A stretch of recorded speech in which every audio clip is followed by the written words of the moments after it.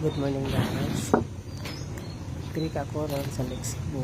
Nagsugbo ko tilapia kay tungod nga nahidlaw po ko og kaon. Karon nagsugba ko og nagmukbang na init-init na. Init na kaayo. Pinagwantaran ako kay tungod nga lami siya kaunon kong init.